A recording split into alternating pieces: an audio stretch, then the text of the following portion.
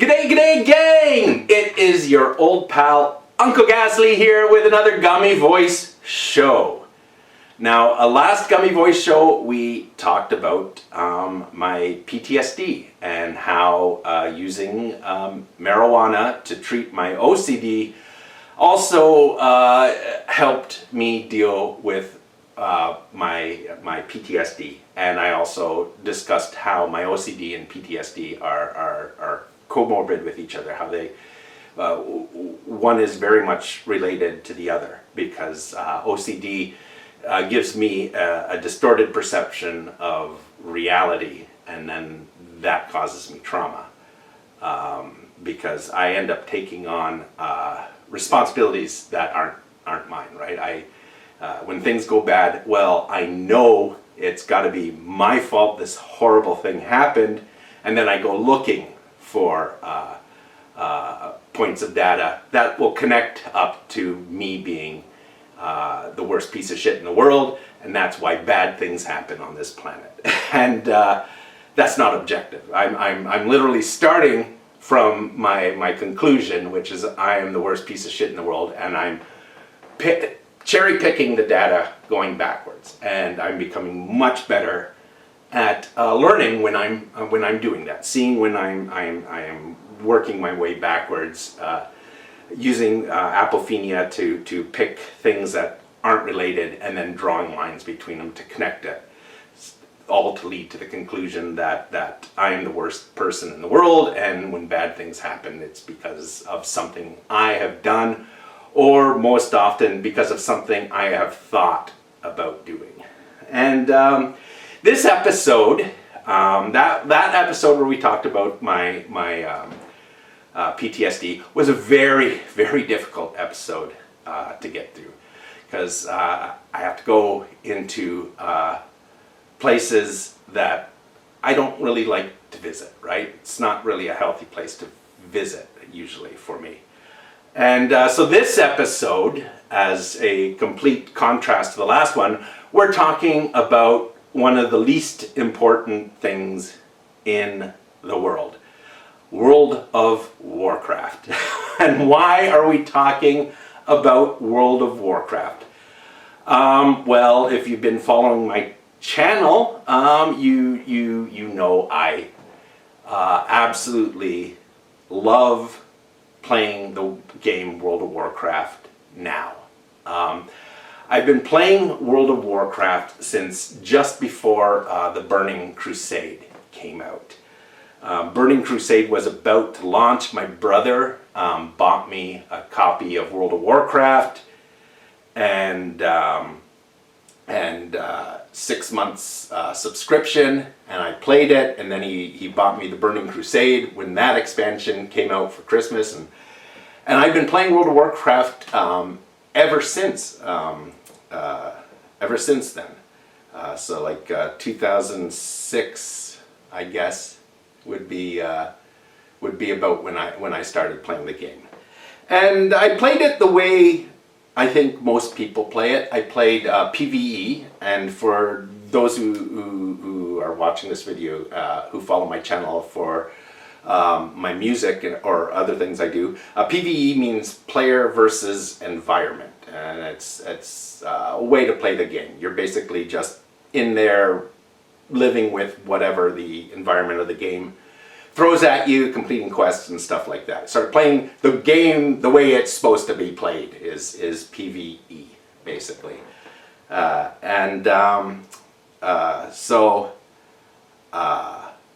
Yeah, for all those years, until just a little over a year ago, I think it was last August, I was doing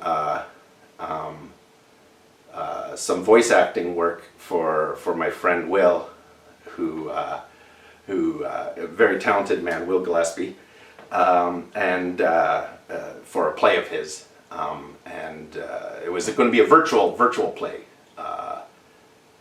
Was it last year or was it 2 years ago? It was 2 years ago. Oh my gosh, I've been playing free to play for 2 years now. So yeah, so free to play WoW. Been playing it. I I let my subscribe slide. It was during the Shadowlands expansion, and I really kind of fell out of love with the game during Shadowlands. It would take me forever to nitpick all the things that I felt were done wrong with Shadowlands, but it did get me to start deconstructing the game, and I did that through the use of a free-to-play character, because I wanted to stick around in the game and stuff like that, and visit things, but I knew I wouldn't have the time working on this project with Will to justify the price of a subscription. So I basically just let my subscription slide, and I played a free-to-play character. And then I rolled a free-to-play character on the Moonguard roleplay server, because I was a PvE player and I'd never played roleplay before. And so I thought, hey, you know what, let's go see what things are like on a roleplay server. And boy, am I ever glad I did.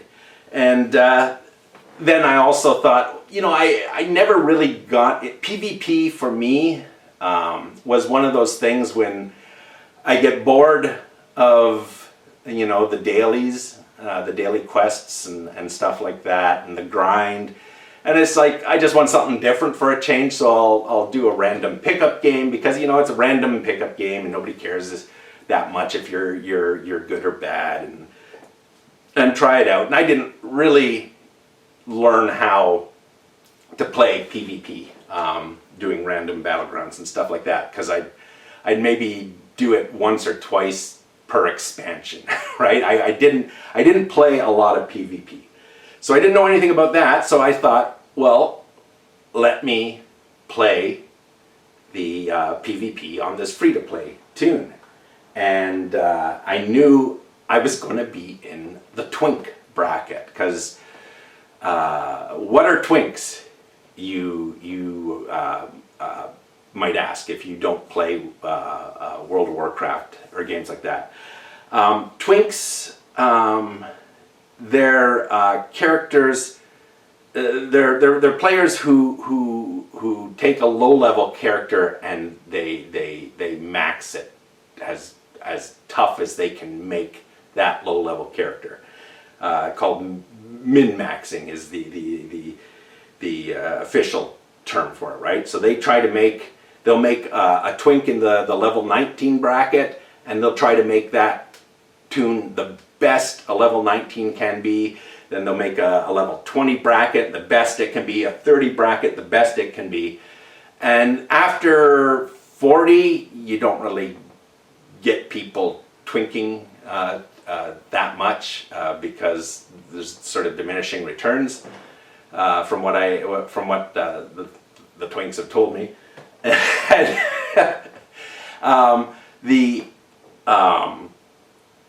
But the 29 bracket is where the twinks lived. It was the main place where the twinks were. And so is it a good game, the PvP at that bracket? It used to be really good if you went into it with the right mindset. And if you didn't, you just went into it with a regular video game mindset, then it sucked. So why did I keep playing World of Warcraft on a free-to-play tune, playing like the worst PvP bracket? And why did I love this game so much? Why do I love this game so much now, with the way I am playing it? And it all comes back to something I discussed in a previous video, Emergency Anthropology. I am an emergency anthropologist. For a recap, for those who don't remember because I don't know what video it was. I don't watch these videos more than like once just to analyze how the marijuana is affecting me, how it affects my speech and my ability to play music, right? Two things I know my abilities when I'm sober, and I'm learning how it affects that, because I'm just curious. I just want to know how this thing is working, because it's been working so well for me, right? So in a previous episode, I'm going so off topic. This is going to be a long one, and don't worry, I time-stamped everything in so it'll in the comments you'll be able to see. If you just want to get to the part where I make shitty music, then you'll be able to get to the part where I make shitty music. And you can skip this big, long-ass, boring talk about World of Warcraft that I'm about to launch into. And I'm doing this because somebody wanted to see my dissertation, and I had to say, no, I'm not a real anthropologist. I'm an emergency anthropologist only, right? And basically what the idea of emergency anthropologist, I went to McMaster University, and I did study anthropology there. And when you go on Facebook and you enter your details, they look at, oh, what did you study? Oh, he went to McMaster University. Oh, he studied anthropology. Let's sell that data to our whatchamadoodles, the advertiser guys that buy all the data, and they'll come up with the perfect product for an anthropologist, right, who went to McMaster University. And what they came up with was this t-shirt that had like more fonts than a Jack Daniels bottle. Like it was like covered in different edgy fonts, all these edgy fonts, and it said something to the lines of like, back off, man, I'm an anthropologist, which means I can handle any emergency using fantastic skills that you can't even begin to comprehend, right? And it was like this bizarre, like, have you ever met an anthropologist? You know, like, you know, it was just this odd, edgy mishmash of things, because it saw I had studied anthropology. So it created this idea of, you know, anthropologists like an emergency service, like, you know, dial 911 for fire, ambulance, police, and anthropologists, you know, and I thought that was funny. I thought it was a funny concept, and so I ran with it, and I came up with the concept of emergency anthropologist, because, you know, let's assume there are emergencies that need anthropologists, and there actually are, but it'll be very depressing if I get into those. But let's suppose, you know, like there's a daily sort of emergency situation. Well, or better yet, let's imagine the apocalypse has happened, right? We're in a post-apocalyptic society, man. We're in some emergency, and we need an anthropologist. We got to have an anthropologist right now. Jimmy's going to get eaten by the zombies unless somebody can explain to us the difference between robustus and gracile anthropologist. Oh man, gummies make saying Australopithecus very difficult. We needed someone to tell us the difference between gracile and robustus Australopithecines, or Jimmy gets eaten by the zombie, right? And it's like, you know, honestly, if one of the zombies is Margaret Mead, then let's go with her, because I just got enough education to survive like in this emergency situation. If there's no one else who can handle an anthropological emergency, I might be the emergency anthropologist. And it is because I have these skills as an emergency anthropologist. I was suddenly able to, when I got onto the Moonguard server and when I started playing the PvP Twink bracket, after all those years playing the most generic way to play World of Warcraft, which is PvE. You get to the end game, you do the end game stuff, you grind your gear, and then you do it again in the next expansion, and again and again and again. The most normal way of playing it. I played for so many years, and as soon as I got on the Moonguard server, it was amazing. Like, I was instantly struck. This is a culture. This is a culture. I can see the cultural differences that I never thought about before on a PvE server, right? Because that's the one thing with culture is it's like water, right? For a fish. The fish doesn't see the water really. He sees things in the water, but the water is just, like us with air, right? It's just there, and it's something we don't think about and stuff like this, and we don't notice it until we actually focus on it. And so I was never really all that aware of, what could be. You would think everyone who plays World of Warcraft, it's the culture of World of Warcraft must be homogenous across the game. And as soon as I got on the Moonguard server, I was like, oh my god, it is so not. There are so many things that are so different. And that fascinated me. And as soon as I got on PvP in the Twink bracket, because I can remember leveling up alts and getting my R's handed to me by Twinks back in like 2006.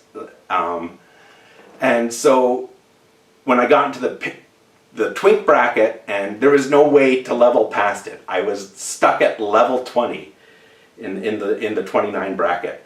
And when I got to that bracket and noticed there's a very, very distinct culture there too. Very different from the PvE culture. And so just recognizing those differences right away, right? Like, wow, I am in a different culture. This is so fascinating to me.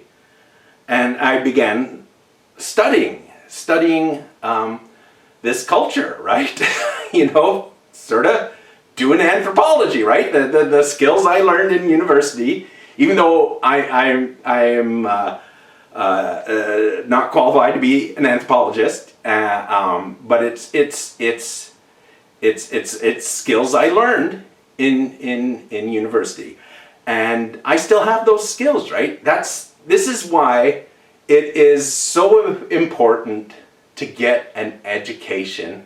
And if you get an education in something you decide not to do for a living, it doesn't matter. It doesn't matter that you went to school for something and then your career is something else. That's not a failure to live up to your dreams of what you wanted to be and what you thought you wanted to be, and then to find out life just took you somewhere else.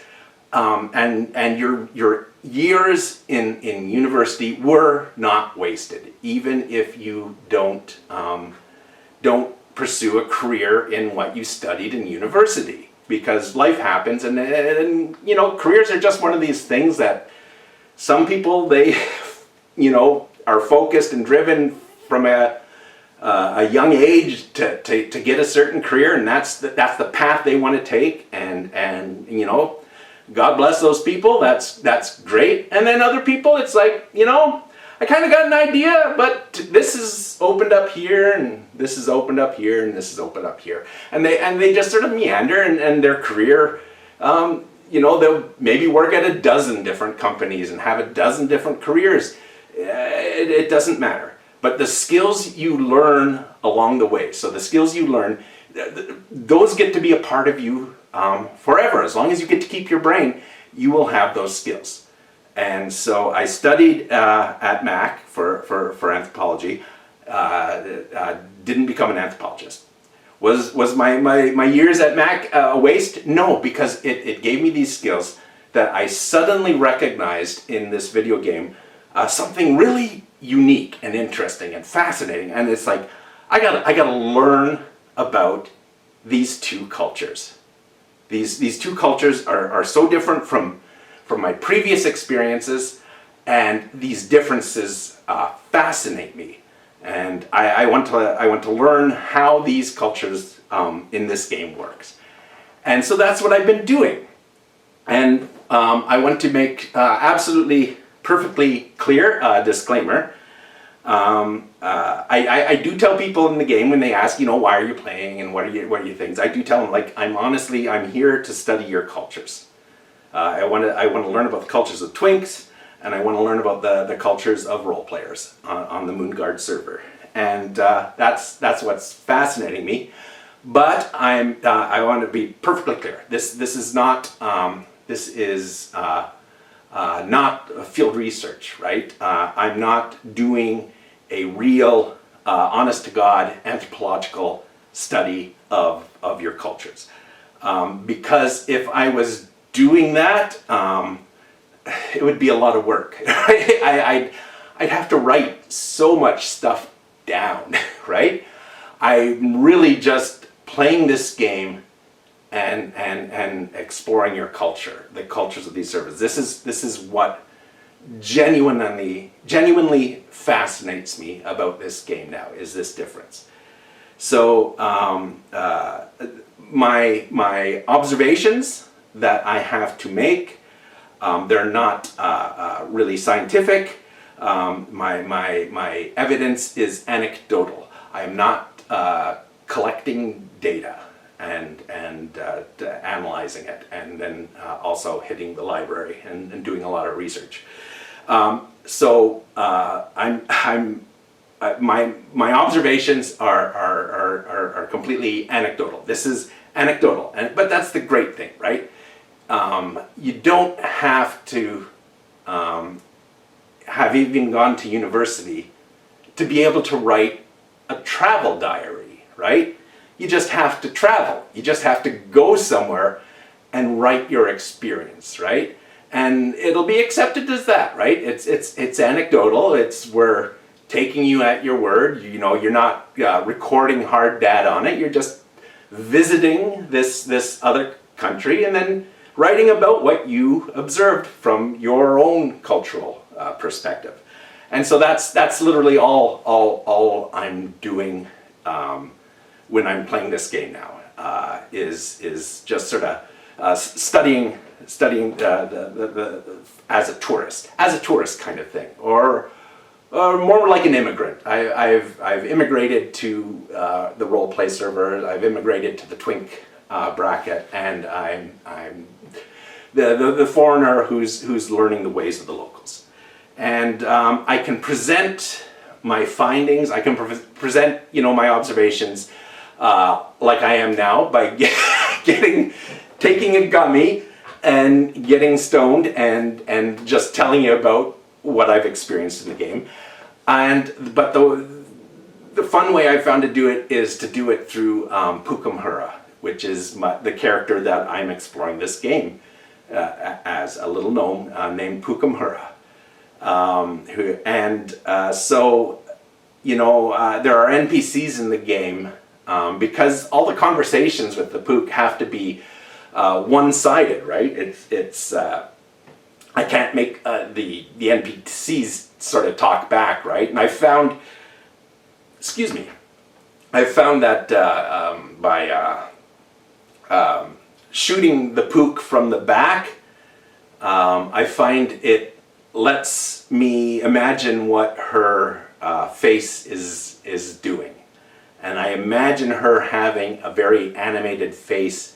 Imagine her making basically the same faces I'm making as I'm improvising her conversation on this little gnome, right? And so if I shoot her from the back, I can imagine that.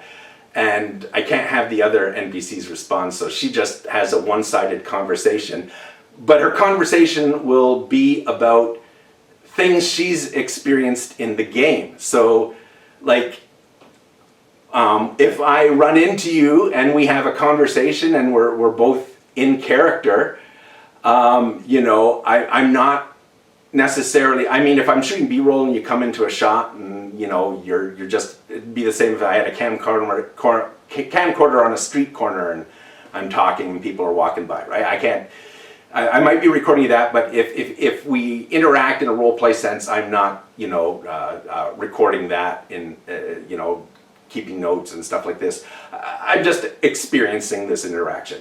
And so, but I'll tell that story sometimes to other NPCs in the game, like Harold, who has the one bar, and the Pook likes to go there and unload her problems on Harold. And what's his name? Matthias. He's the Pook's boss in her little canon, right? And so whenever something fucks up in a PvP battleground, that's, you know, Blizzard's fault, basically. Like us going into Seething Shore, it always happens Seething Shore.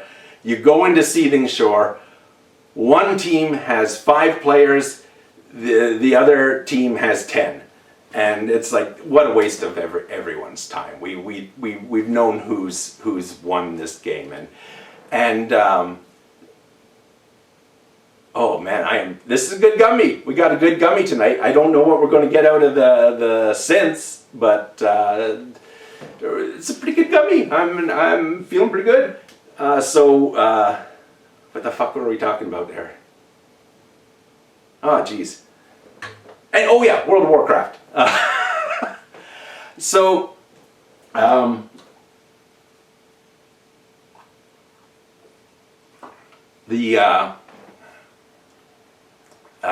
to the NPCs in the game about my encounters with players in the game. There's one Pukamura video where I'm talking about meeting a Void Elf and a Worgen who had just got off the boat in Borealis, right?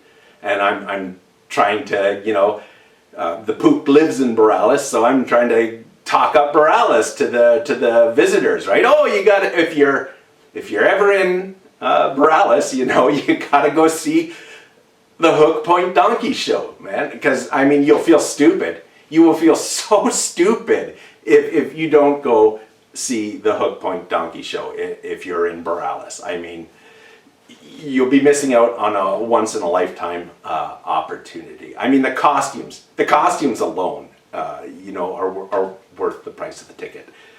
So I'm talking up the city to these people that had come off the boat, and these players that had come off the boat, and the Void Elf said to me, "Run away, child," when I started talking to her, right? Because you know what Void Elves are like, right? She's like, "Run away, child," right? And then I was like, the Pook's like, hey, I am not a child. I am a fully grown adult gnome, and we are a proud yet adorable people. And then the Worgen says, "Gnome, what is gnome? Is gnome food?" and so I ended up turning this little interaction that I had with players in the game, like a real thing, into a story for the Pook that, you know, she's telling an NPC in the game about an actual encounter she had with players, people that are playing the game. And so that's a fun way for me to sort of report on just the culture of the Moonguard server, which and I'm trying to experience it by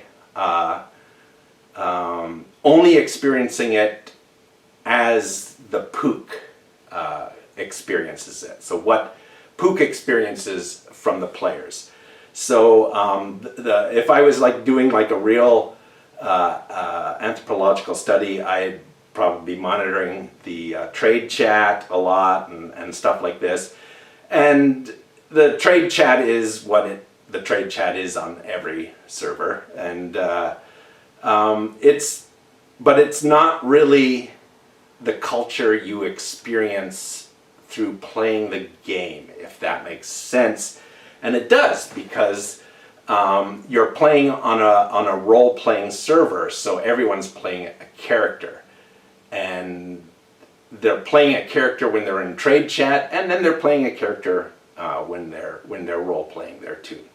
So I've really only been focusing on what is this world of Azeroth like for a gnome, a little tiny gnome who's making her way in the world as an immortal who is not very tough, right?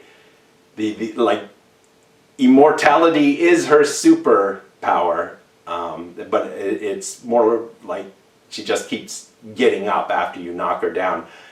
But she has no way to deal with the getting knocked down part, right? And it's kind of fun. It's kind of fun to explore the game that way, with that in mind, right? Instead of hand waving the dying and then the graveyard and running back to your corpse, that's just some magic bullshit that the Pook has to deal with, because really, is it any more ridiculous in this world of Azeroth than anything else that we've seen? Like, come on, this world is absolutely absurd.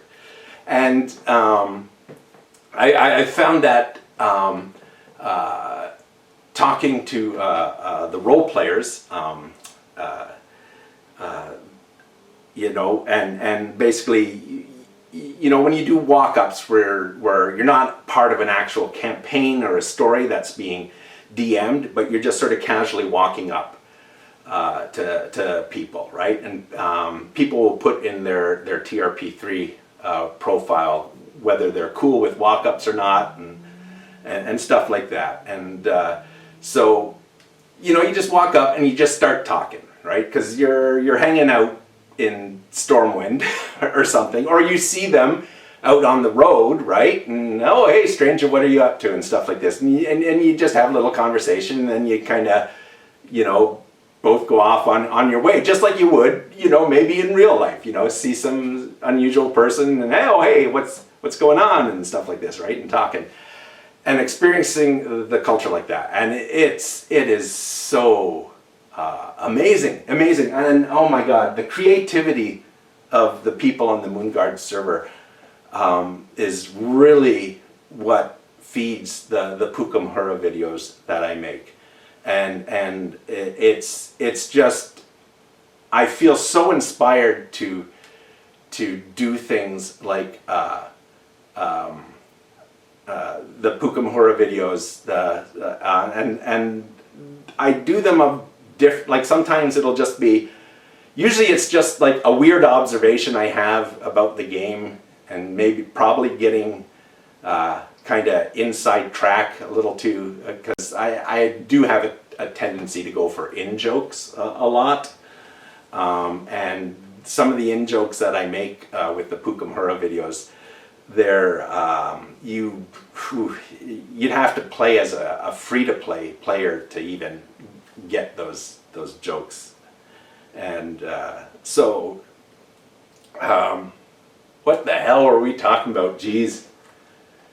The Pook videos. Now there's an embarrassing thing. I noticed that YouTube's algorithm,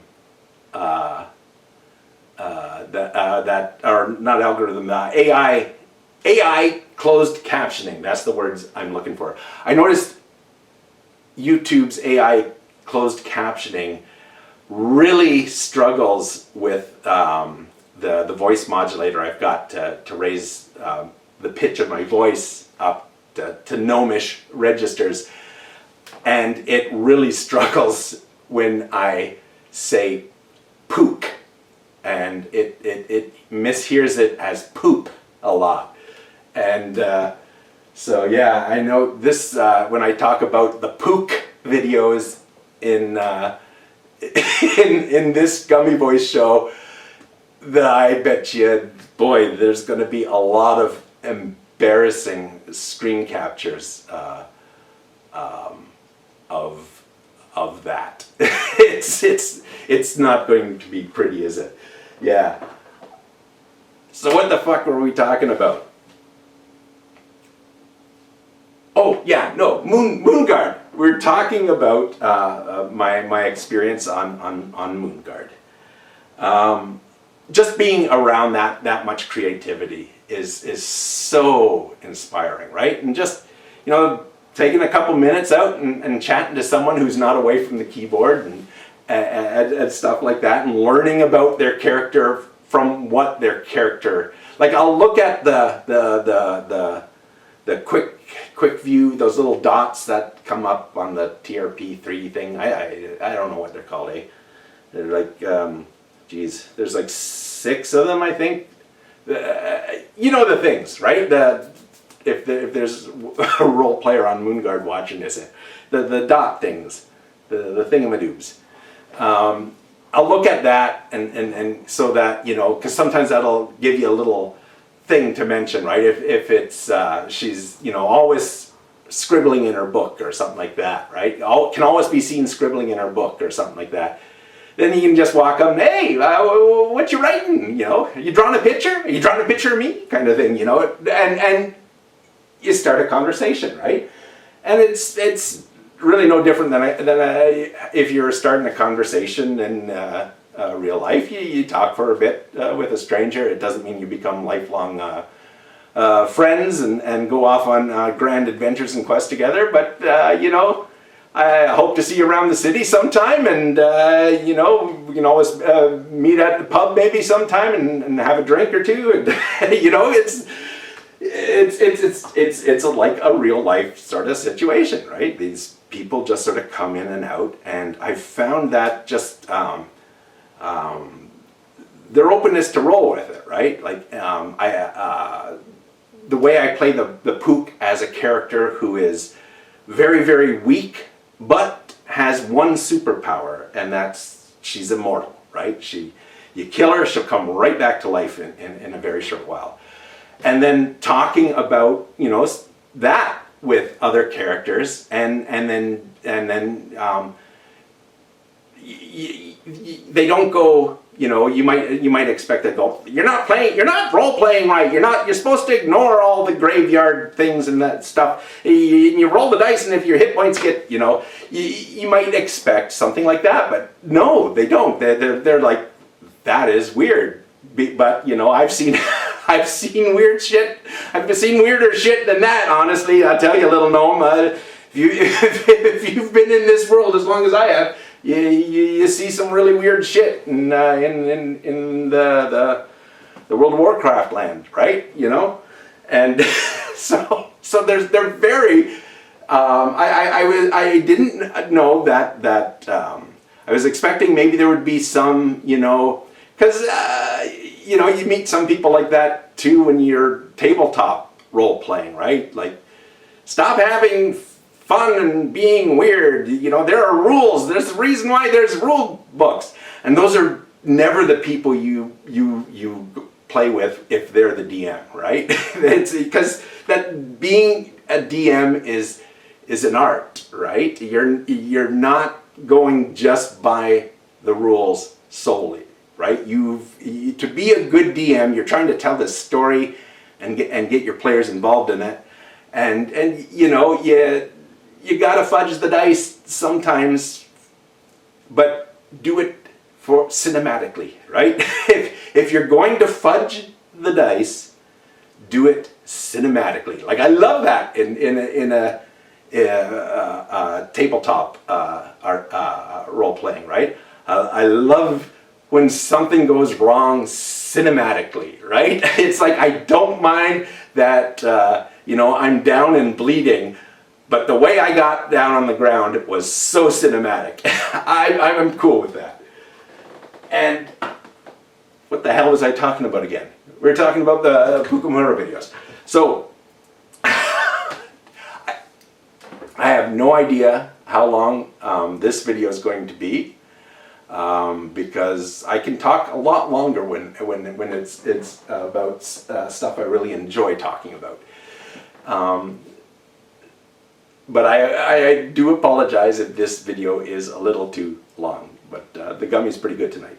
So yeah, no, I found the people on Moonguard were, I never found a single one of them who found that odd, right? Or just like, well, they found it odd, right? It'd be like, wow, this is a really, really curious thing. I know a mage who you should talk to about this. He might have some useful insight, because I think he's heard about people like you who see a naked lady when they die and who tells them to run back to their body because, Azeroth needs ditch diggers too, eh? And so, I found the people on Moonguard were so wonderfully accepting of the Pook as just who she presented herself to be to them, right? And this is kind of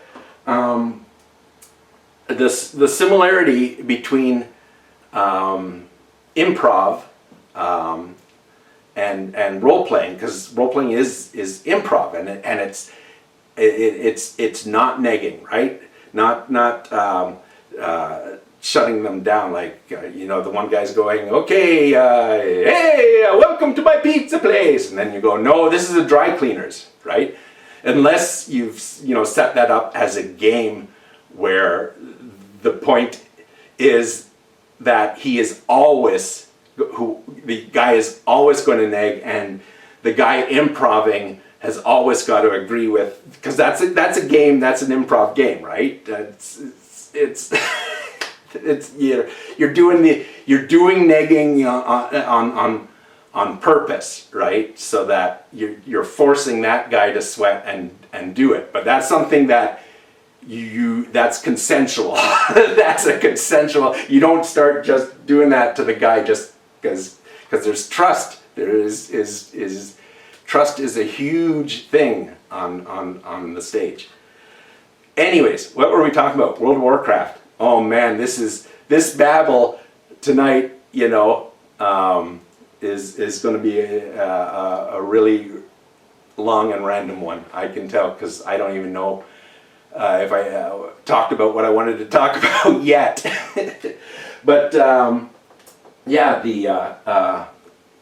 culture on the Moonguard server has been just so much fun to explore, and it's what gives me, honestly, the creative energy to make those Pukumura videos. And because some of them are really short videos that don't have a lot of production, and then some of them I've got to edit a lot of things and stuff like this. And then there's the songs. Some of the songs are just me basically doing what I do on this show, except doing it sober, so they're better. But it's basically just doing this, instrumental kind of songs. I like making those. And then some of them are much more involved. They're actual songs with song structure and lyrics and stuff like this, and a bit more production value to it than the just goofing around with synthesizers. And what gives me the energy to do all that is just being around so many wonderfully talented, creative people on that Moonguard server, and just exploring this world and its culture as they're presenting it to me, right? As Like I say, the first thing I did is I took trade chat and I moved it to its own window, and then I never go to that window, right? I'm only experiencing the world as I'm seeing it sort of in the game. And I'm exploring what exactly that culture is. And I'm able to use the Pukumhura videos to do a travel diary of things I learn while I'm in that world, experiencing it in that way. So yeah, these Pukumhura videos are very much a love letter to the players, the role play players on Moonguard. You're a very misunderstood group of people, and I can get into a video about Goldshard if you want me to, but it would take a whole other video just to talk about Goldshard, and there are so many fascinating things to discover at Goldshard if you're going in to study what the culture of Goldshard is, right? We can do a video of that, but there's just this other just sort of misconception in the PvE servers that we all sort of labored under, and what has drawn me to studying the culture of Moonguard as a roleplay server and studying the culture of Twinks is the fact that the first thing I noticed when I got to Moonguard was the PvE misconception of role players as weirdos. It's just not there. There's no difference, and I don't know why this why it seems strange that people would role play in a video game is where I think the misconception is. That's the weird thing. Somehow tabletop role play is okay, right? We've all tried Dungeons and Dragons now. Tabletop role playing is mainstream now. This is awesome, man. Something that when I was a kid was just something for just nerds is now for everyone, and that's amazing to see stuff like that happen. And but I don't know why there's this misconception that somehow doing what we do on a tabletop but in a video game is somehow weird. And I think it might be because the weird part about role-playing in a video game as opposed to on a tabletop is on a tabletop, this is a group of people that you've agreed to give up some of your free time for,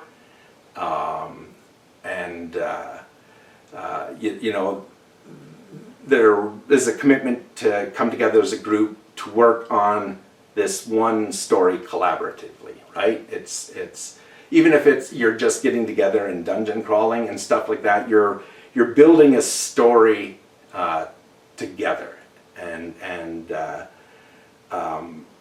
you're working together. It's a collaboration. Every player, even if they're shy and they don't do much more than just say, I stab the goblin in the head and hope he dies kind of thing, they're still participating, and they're there. They're part of a circle of people who have gotten together and agreed to do this. And when you're in a video game and you're role playing, you could be doing that with an absolute stranger, because you're sharing an environment with all these people, and wow, does Moonguard have a lot of people? If every server was as packed as Moonguard is, Blizzard would not be having the problems they're having. And the weird thing is it would be so easy to do that too. But they're I'm not going to get into that.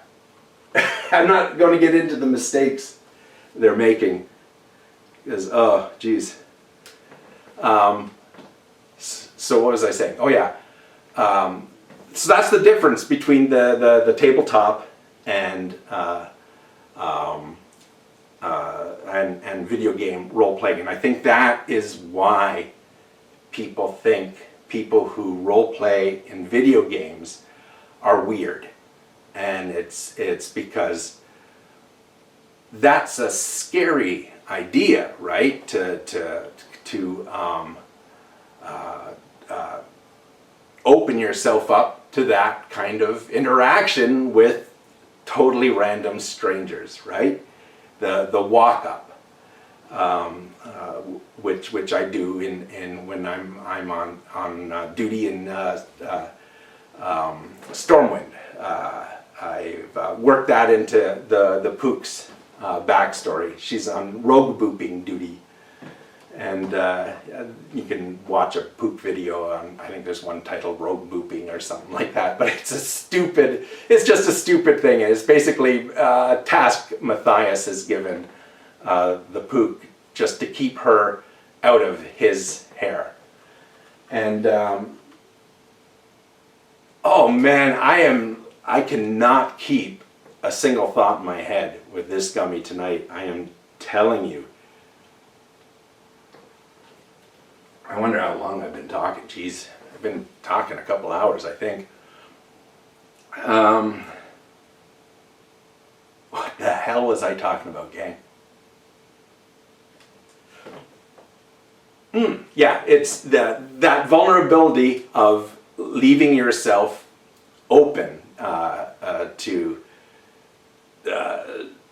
that level of interaction with perfect strangers. And I think instead of seeing them as weirdos, as seeing people who play role play as these sort of weird people, that I think really they should be celebrated for their creativity on the one hand, of course, and their courage, because you'd be surprised how many people say walk-ups welcomed on their TRP, right? They'll literally say. And a walk-up is literally just a walk-up. It's like just seeing a random stranger on the street that has something about them that says, I can approach this guy and ask him about that monkey. Because a guy who's got a monkey on his shoulder who's wearing a top hat, is both of them matching top hats. He's wanting me to come up and ask him about the monkey. He just is. You just know it. He's wanting me to come up and ask him about the monkey, right? So I'm going to do this, right? And if I'm having a good conversation and a good fun time with him, I'm going to spend some time talking to the monkey top hat man, right? Because who wouldn't, right? But a lot of people wouldn't. A lot of people would not want to talk to the monkey top hat man.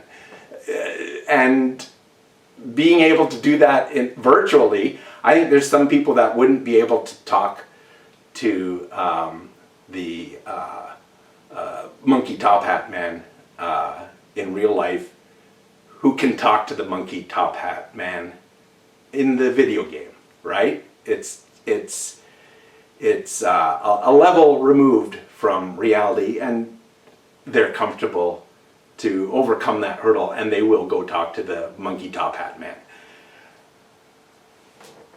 And so I think that instead of seeing the role players on Moonguards as weirdos, celebrate their creativity and celebrate their courage, because they're they're not just talking to the monkey top hat man. They are the monkey top hat man too, eh? And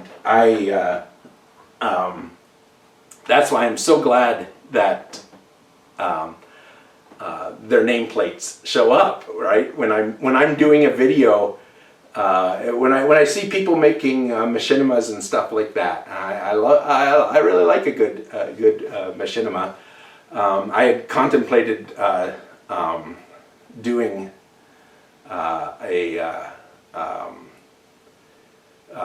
the Pook stories in a WoW model viewer type format, but I like recording them as they're happening, right? Because it's literally just playing the game and a funny idea to me for a video suddenly strikes me, and then I can just go to that location and shoot the video.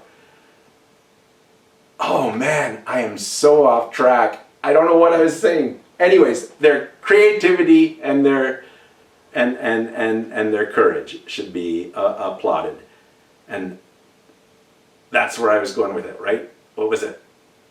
Oh yeah, their nameplates. I'm so glad that they show up in the videos, because it's literally like, that's the best I can do for putting a credit roll at the end of every Pukamhura video, because you guys are, you know, extras basically. Unscripted extras, just doing whatever you're doing while the Pook is sharing the world with you. So that's why I don't do the thing that turns off, because I know I was looking through the interface and I could turn that off so that there are no nameplates. Then that's what machinima makers do, right? A lot of machinima makers go to empty areas so that they don't get that player, you know, unscripted guys walking onto the set, you know, in the middle of my shoot, my video shoot, so they don't get that. I don't use those settings because I like giving you guys credit. Like if you can read your name and you see yourself in a Pukamhura video, well, that transmog you're wearing was your creation. Whatever you did in the background while I'm shooting my B-roll, that's your line, right? If people can make out your name, well then, then hey, you got credited for that part. You deserve it.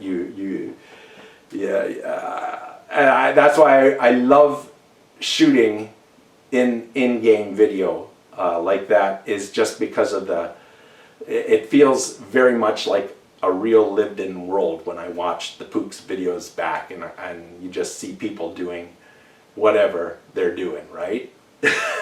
Anyways, I think I have now said everything I wanted to say about my study of the Moonguard roleplay culture.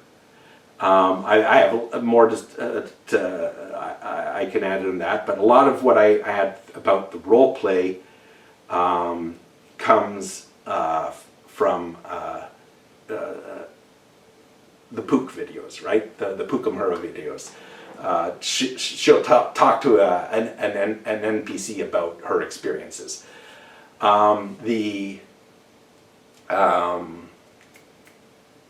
Oh wow, this gummy is really kicking in now, folks.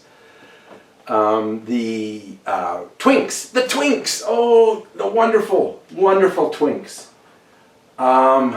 I think I'm going to have to leave the Twinks to another video. I'm not doing this to create a cliffhanger kind of thing, because like there's not many people that watch this channel, and I'm cool with that.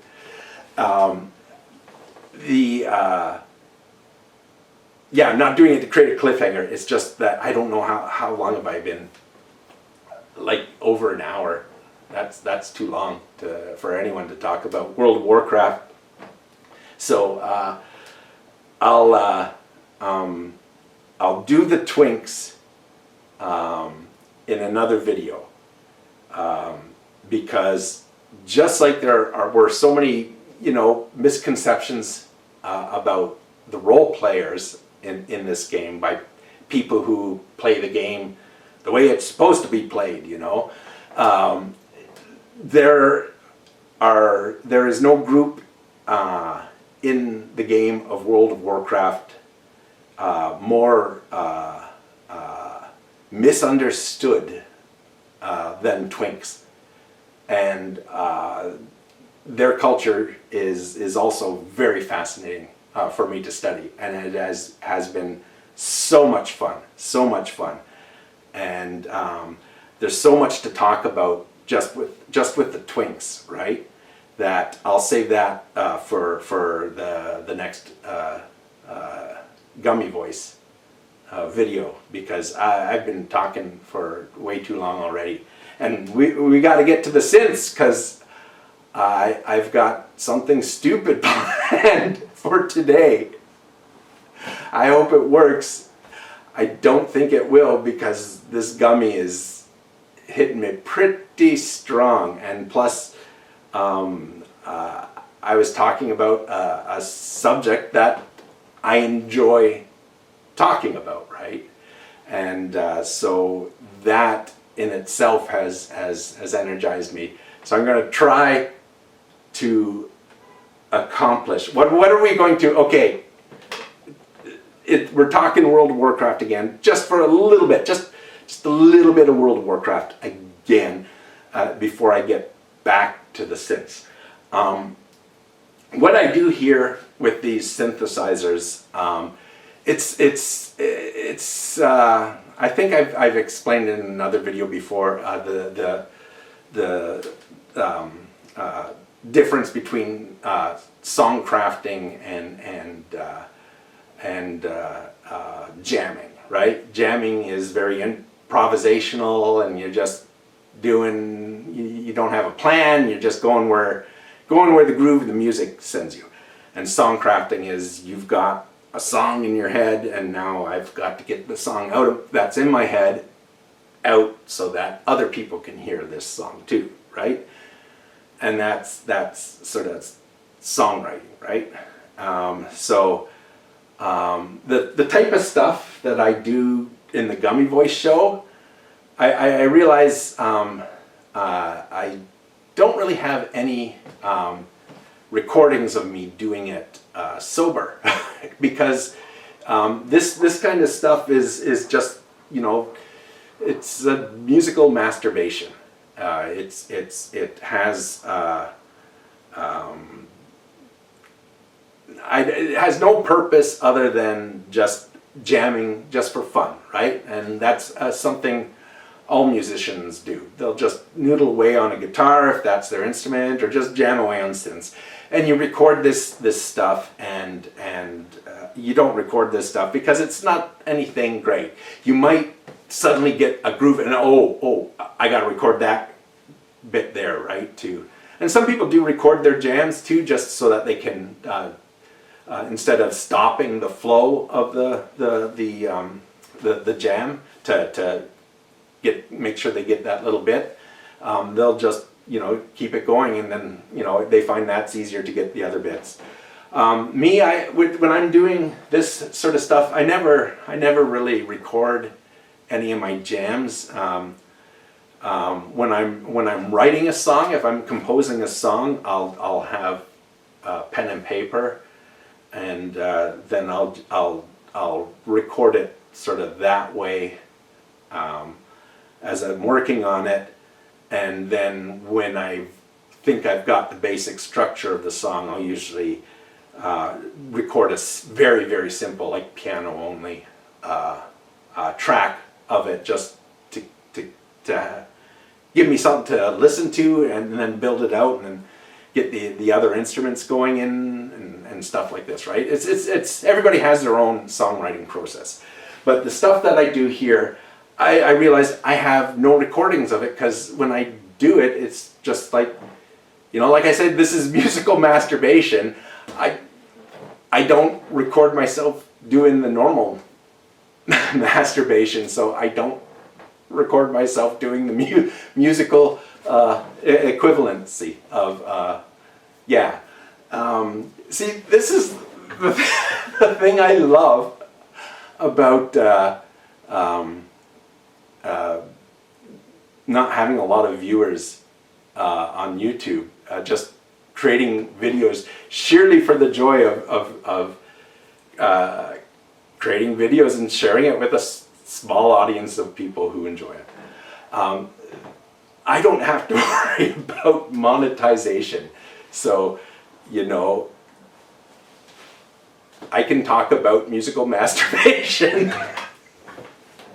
and it's okay. I don't have to think like, oh my gosh, there goes my sponsors, there goes I'm demonetized. I don't care. Anyways, I have no sober recordings of me doing this sort of playing. So what I did on New Year's Eve on Moonguard, well, on all the servers, but probably Moonguard's the only one that has people that go to it. They have a dance party in the auction house, right? And it's, you go in and you're dancing, and it's kind of fun, right? So I went to the New Year's Eve dance thing, right? And then I thought, okay, well, I can write like a small little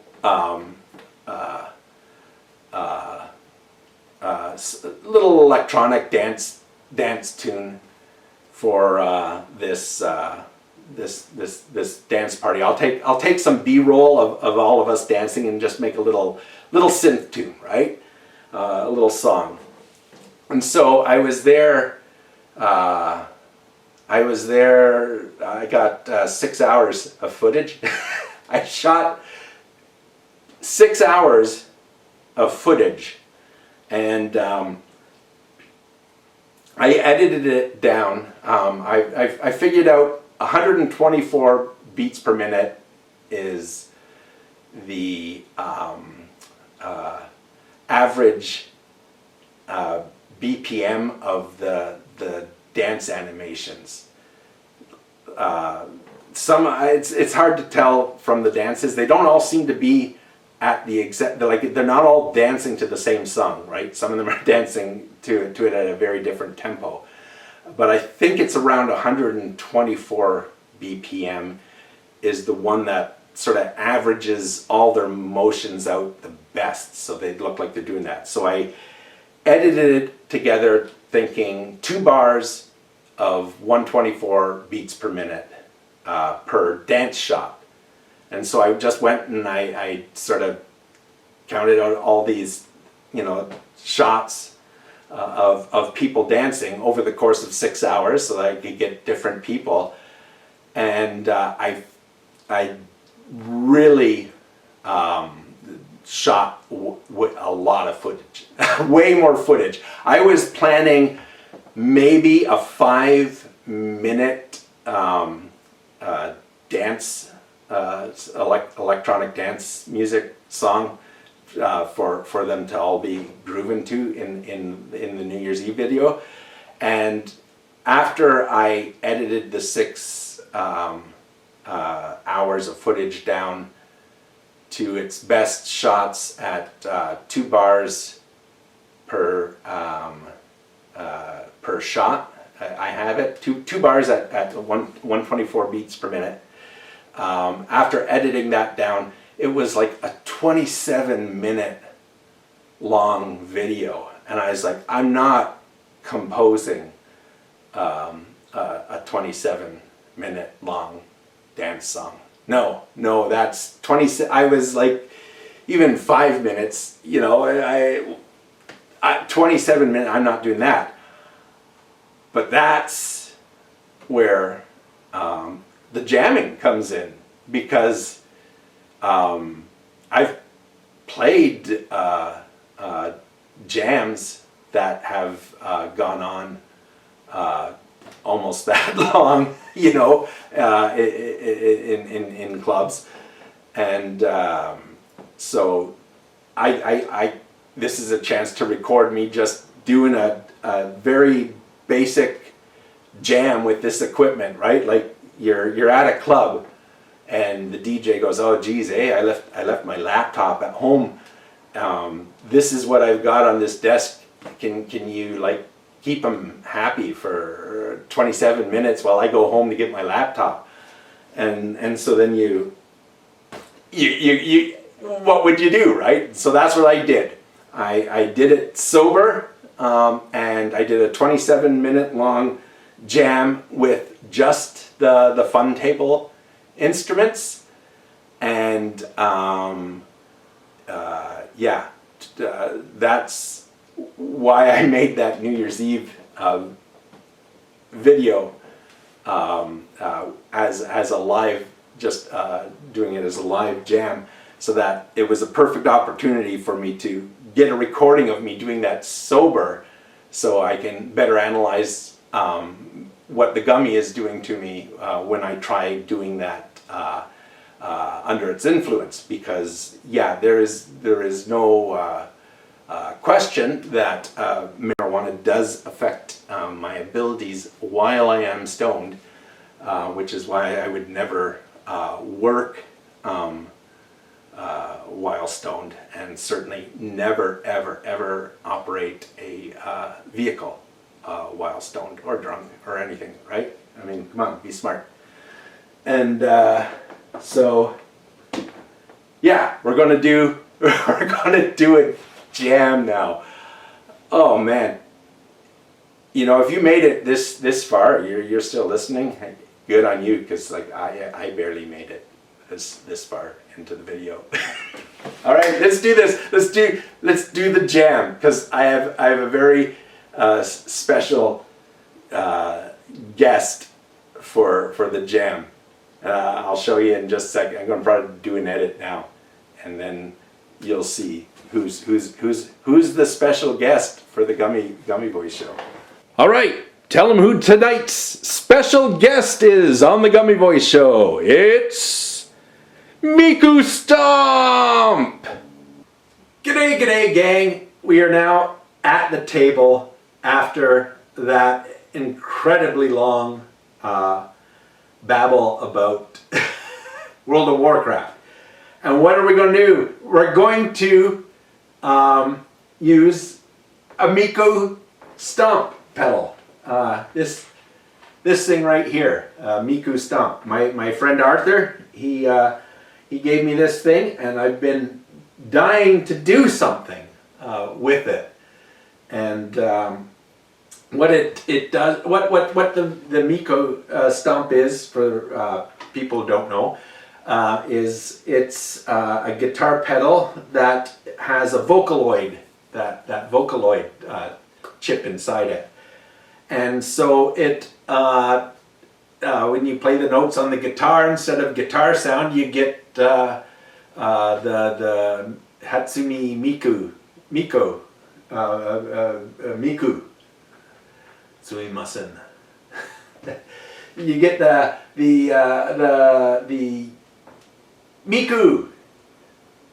I keep wanting to say Miko, but it's Miku.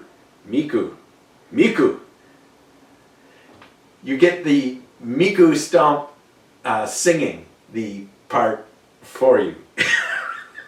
Oh man, tonight's gummy, combined with, you know, the good mood that I am in just from talking about something I enjoy, is really got me pretty silly. So what are we going to do with the Miku Stomp? I'm not going to play guitar.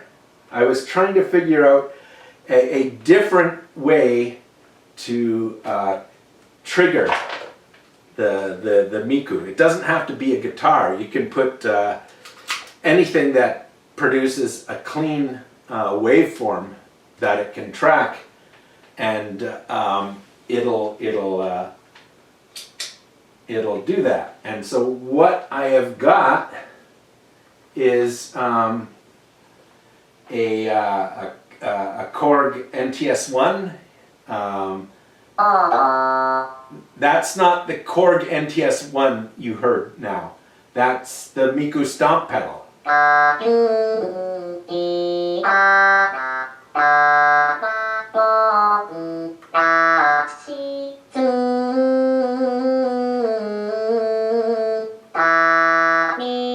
See, it's triggering the pedal, because if I turn the pedal off, you'll hear a sawtooth.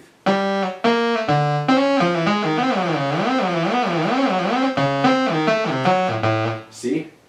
And then turn the pedal on.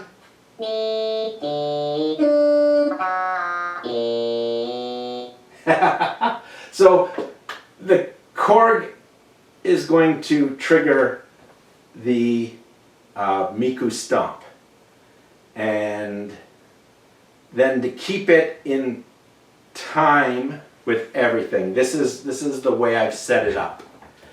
Is I'm going to use the Korg SQ1 sequencer to sequence the NTS1, which is going to drive the Miku Stomp in a pattern, and I'll set it to the one where it'll be on like random setting 1. So it just says a lot of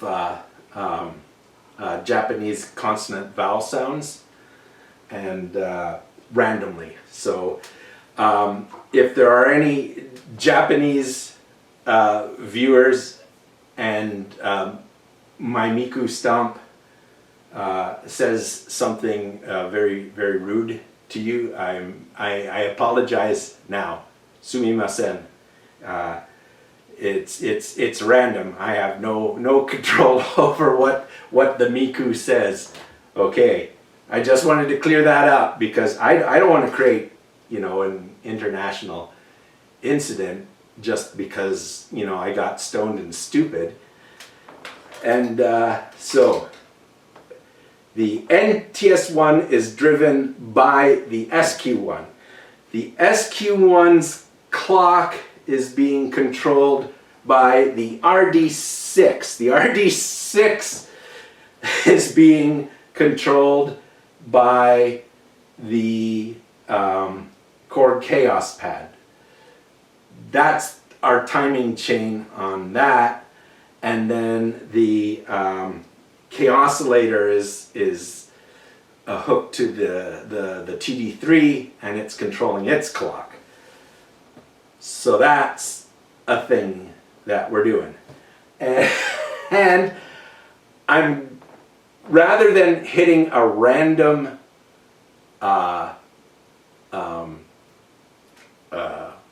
random thing, which is fun on the TD3, I'm going to do what I did when I made the Sober Jam. For the Sober Jam, I actually programmed in the TD3 so that it could be easier to sync to the other stuff, right? Rather than trying to find a loop point in a random pattern and having it not be on the first beat of the sequence, so that when I press play, it doesn't start when I want it to, right? So I'm going to try to, while stoned, oh God, because this thing is such a horrible pain in the ass to program sober. I don't know why you would even want to try programming it stoned, but we're going to do that because, why waste a gummy, right? So here we go. I'm going to, let's see, what's in there now? Oh, I like that one. But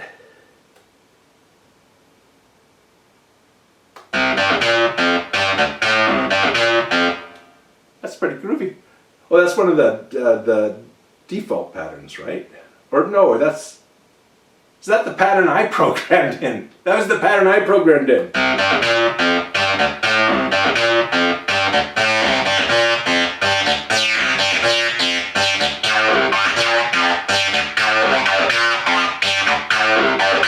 Yeah, I think that's the pattern that I programmed before.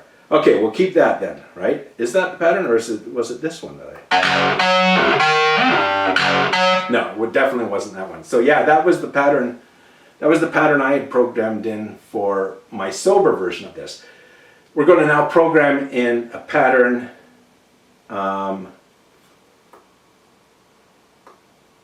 It's clearer than that, right? Is that? Nope. Damn, this gummy is kicking my ass so hard I can't even remember how to clear a pattern.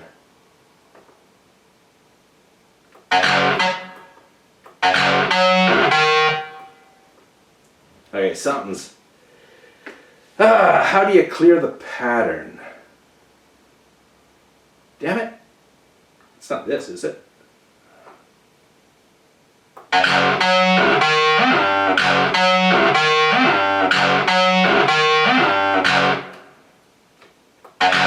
Nope. Dang it! No, I don't want to clear that pattern. I want to clear this one. How do you clear the pattern? Oh, you got to be in right mode first to clear the pattern, and then it's just press clear, right? Nope. It's clear and the pattern you want to clear. Yeah, clear and the pattern you want to clear. Got to be in right mode first. This is going to go well, folks. This is going to go well. All right, let's see. What do we do here? Gotta get the reading glasses out. How does this work again?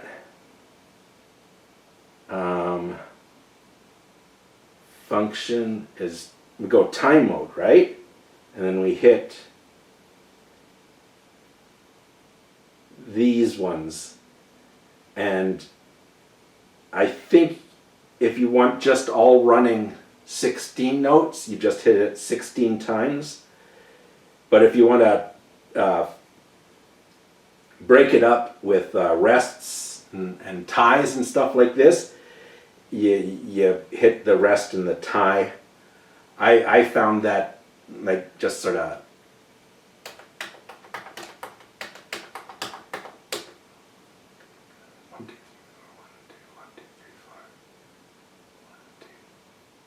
that's 12. 4 more I need.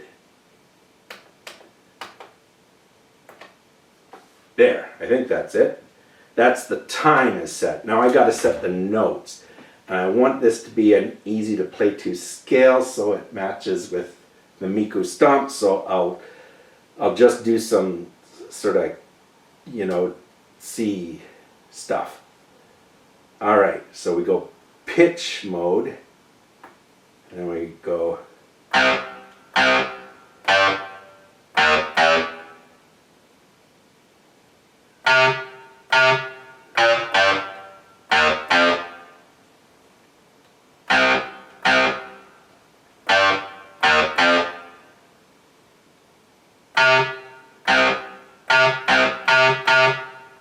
Does that do it? No. What did I do wrong? Oh! All right, let's try this again.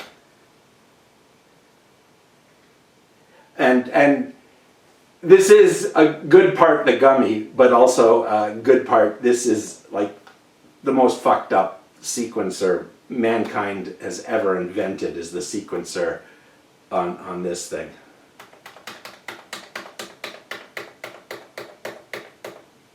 All right. I'm just going to go straight 16 notes then, because I was getting too fancy for my own britches. And we go pitch mode.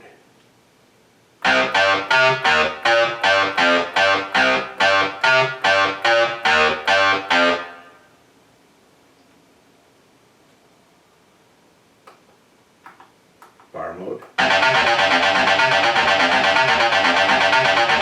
There we go.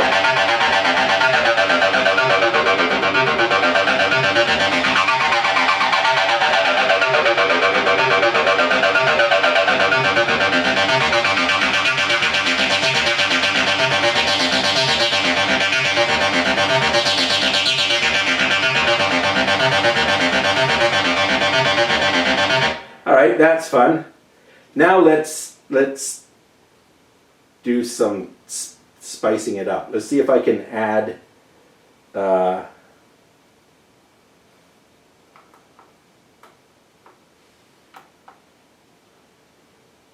right, how does this work? Yeah, you don't get to hear it.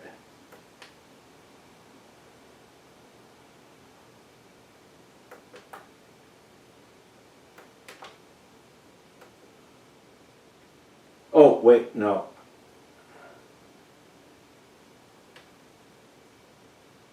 Oh, crap. All right, let's get out of that mode. All right, okay. Here's how you do it, right? You go, all right, we want to get into time mode. And then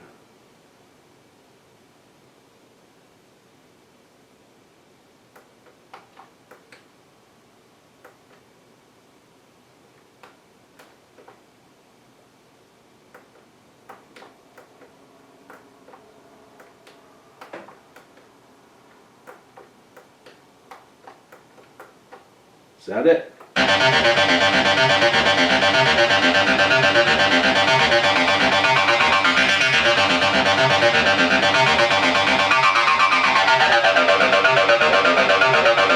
You know what? It's good enough. I'm not waste. Moving on. All right. So that'll be our pattern, and we've got this being fed into the chaos pad.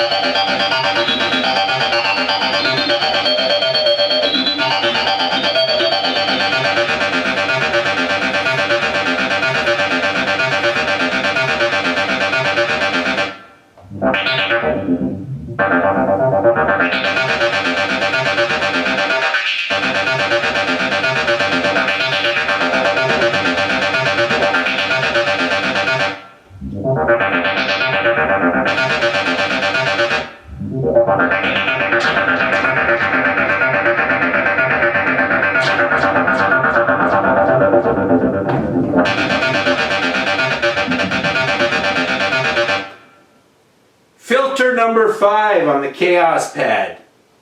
That's your go-to for a TD3 right there. Right there. I'm giving you gold. I think that's actually the same. I don't know, I didn't write it down when I recorded the silver version of this. So, let's see. Turn this on. And what have I got? What is our BPM? 125. Well, you know what? Let's do it 124 so that, you know, because that's the same BPM. Yeah, 124.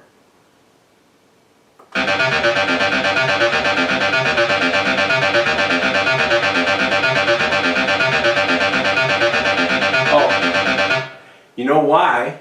Because in order for the clock, I have to have the RD6 set up and ready to go. So we're going to program the RD6. Because we're going to assume the situation where the guy's got to go to get his laptop includes enough time for me to program all this shit together while stoned. Okay.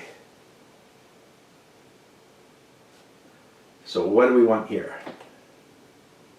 What do we get? Oh, you know why? Because I like using the RD6 with the Chaos Pad Quad, which is, you know, the weakest of these, but what it does well. So I don't really have. I got it for I got it for such a cheap price that I don't mind its limitations. There's some things that, like, if I was designing it as a designer, I would have added to it. I think without the sample abilities, it kind of loses a bit of that chaos pad kind of thing, but it makes up for it in other ways too. So yeah, I got the drum machine.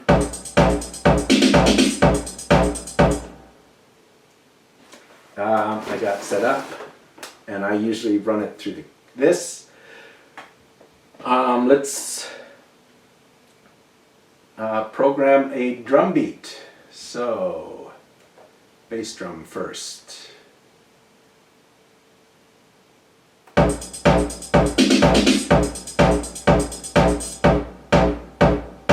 Yep, that's good. We'll just go with.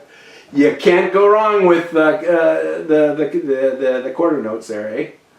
So let's get the snare going then.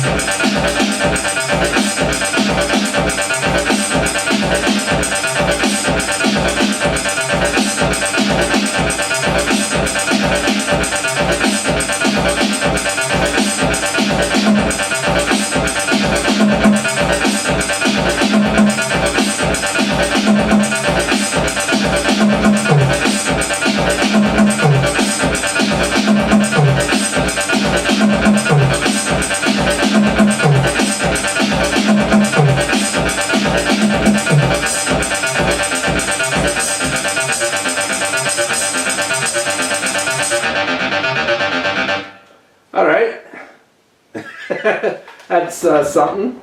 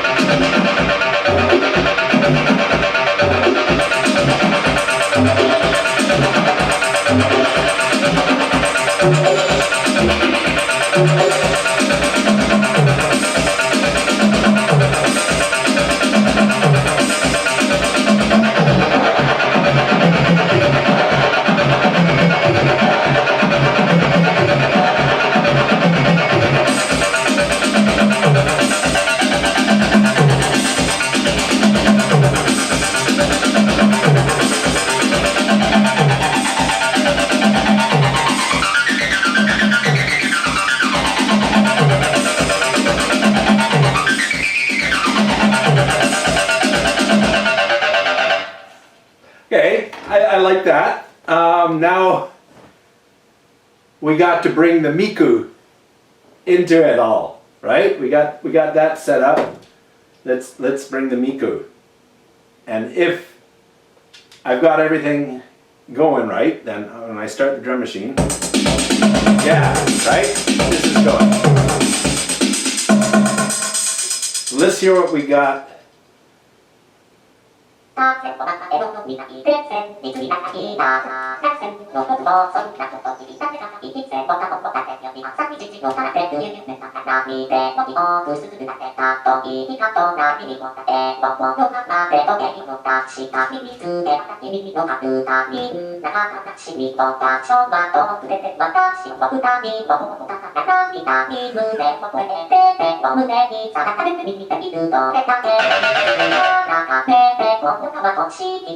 Okay, just a sec. We got a problem.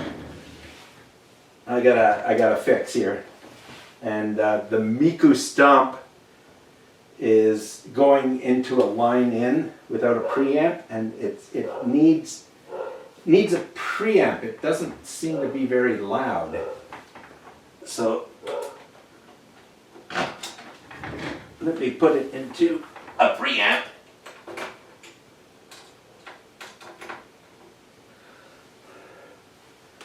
And see if we can get more volume out of it.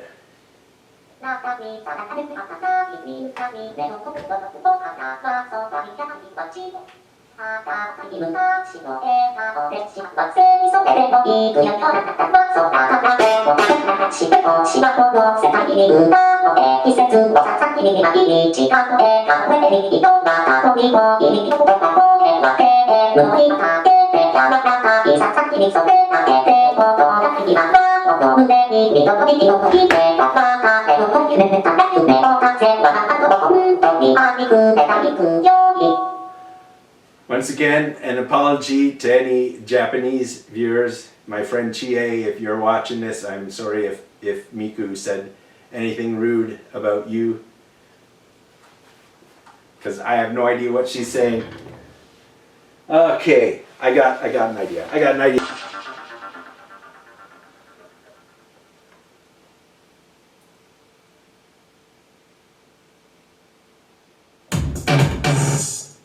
I don't think that's the drums I want. Nope.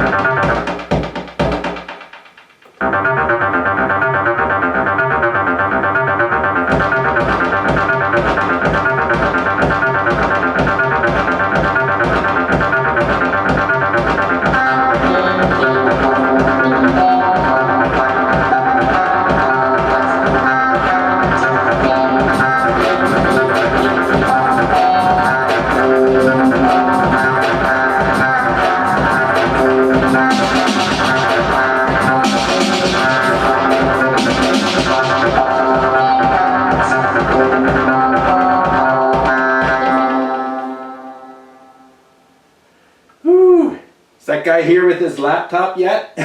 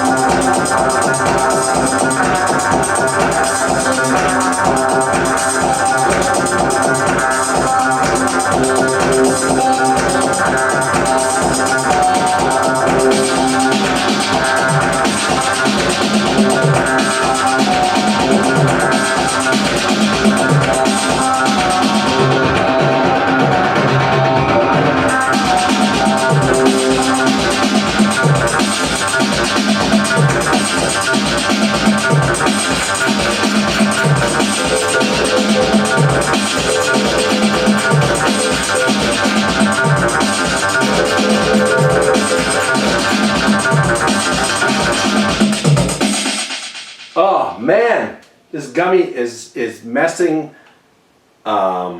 with my ability to tell the volumes levels of every instrument. So this is very difficult.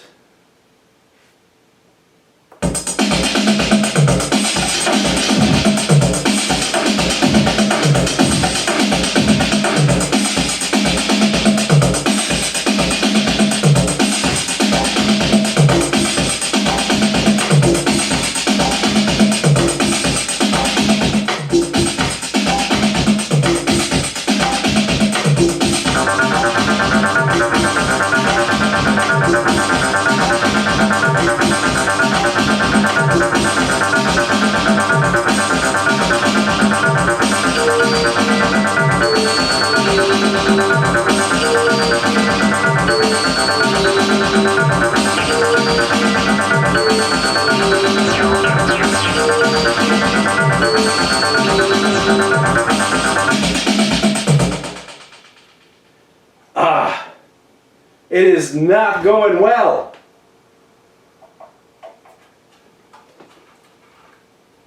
Let's see. I'm getting too messed up in my head. See, this is why I've never, what I did in the live jam I did, that would be a situation, if I had this gear and someone needed me just to jam for a bit, I could do it. Sober, definitely can't do it at all, stoned in any reasonable manner.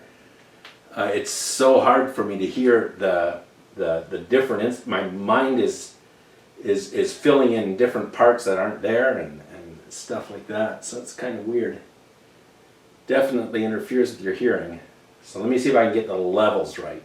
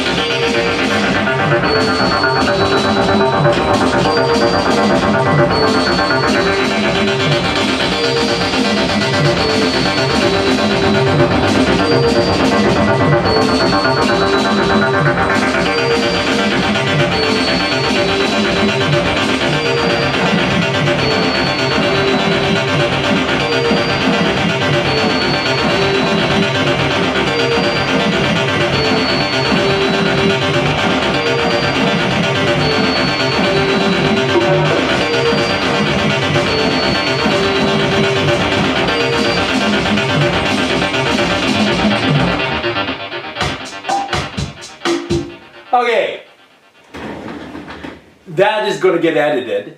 Last time I was here at this table, I didn't do any editing because I was in not as good a spirits as I am this time making a video.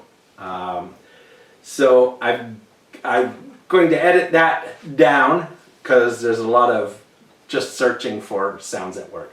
But I think I've got my set up. I'm going to try my best to record it. This gummy though is kicking my ass, so I make no claims that this is gonna come out good. But that doesn't really matter because this is the Gummy Voice Show and we don't care about production values or anything like that. Just about having fun and you know, advocating for the medicinal and recreational use of marijuana, which is kind of what, you know, was the genesis of this show. So, let's see. So, oh man, this gummy is a good one tonight, let me tell you. What am I doing? I think I'm going to put my headphones on so I can monitor the situation a little better.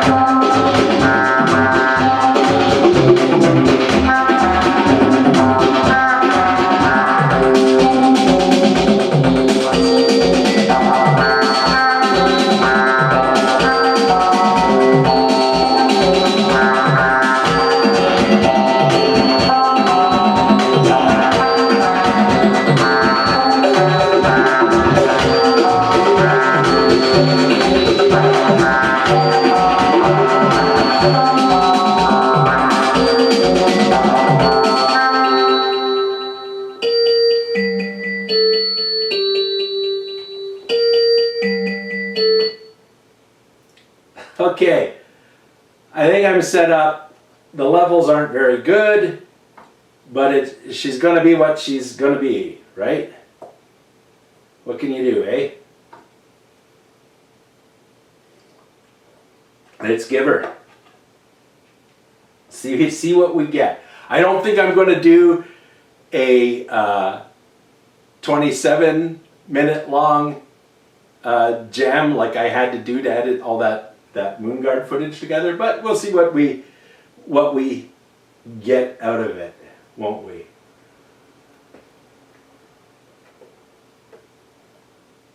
All right.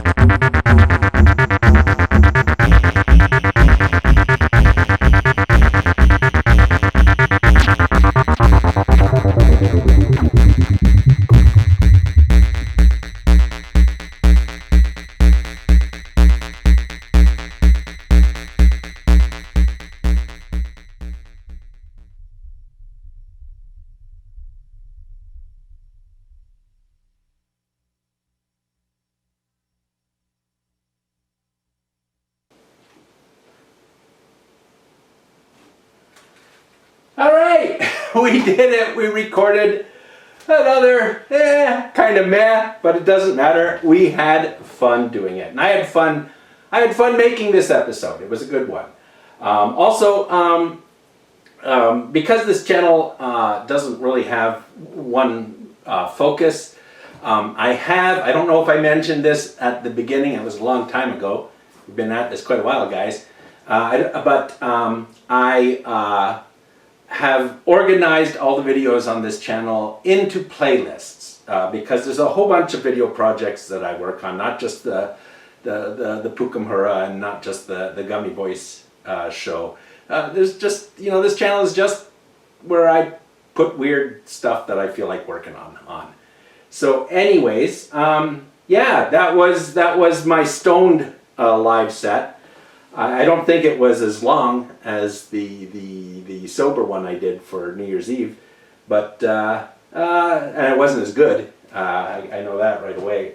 But yeah, we'll see what we got, and thanks for tuning into the Gummy Voice Show, and we'll see you the next time, eh?